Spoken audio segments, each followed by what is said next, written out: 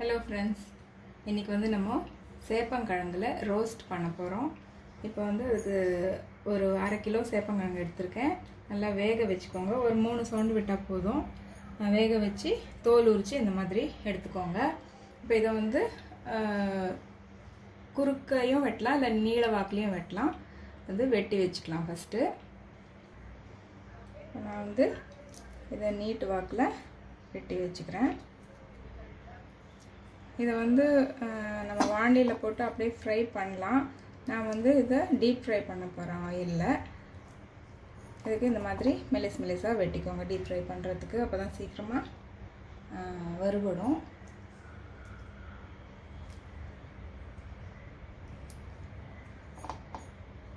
இந்த மாதிரி எல்லாத்தையும் வெட்டி வச்சுக்கலாம். பாருங்கள், நான் இந்த மாதிரி நீட்டாக வெட்டி எடுத்துட்டுருக்கேன்.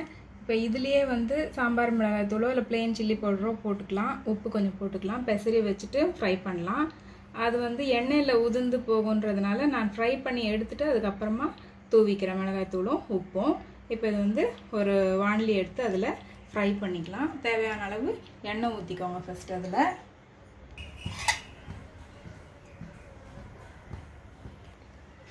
பாருங்கள், எண்ணெய் நல்லா காஞ்சிருச்சு. நம்ம வெட்டி வச்சுருக்க சேப்பங்கிழங்க அதில் போட்டுக்கலாம்.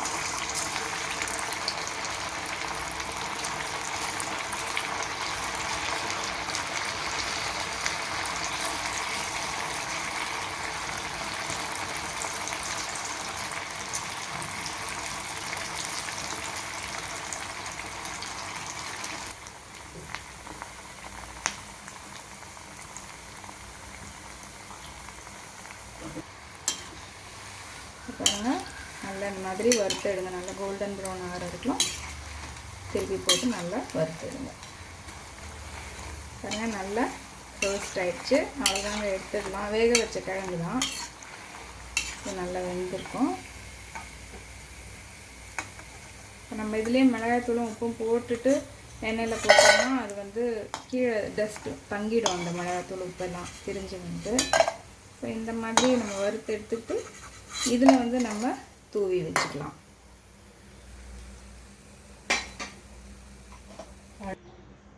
அதே மாதிரி மற்ற கிழங்குகளையும் போட்டு ஃப்ரை பண்ணிக்கோங்க.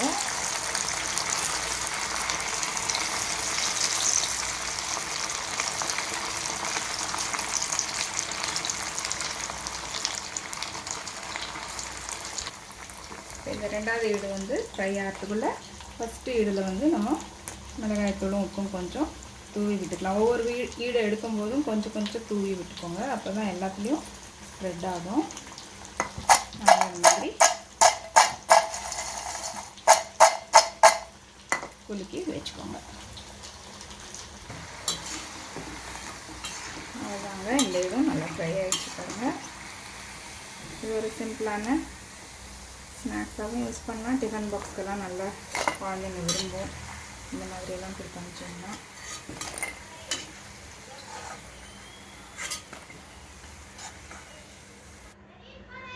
ஒவ்வொரு ஈடுக்கும் இந்த மாதிரி தூவி விட்டுக்கோங்க.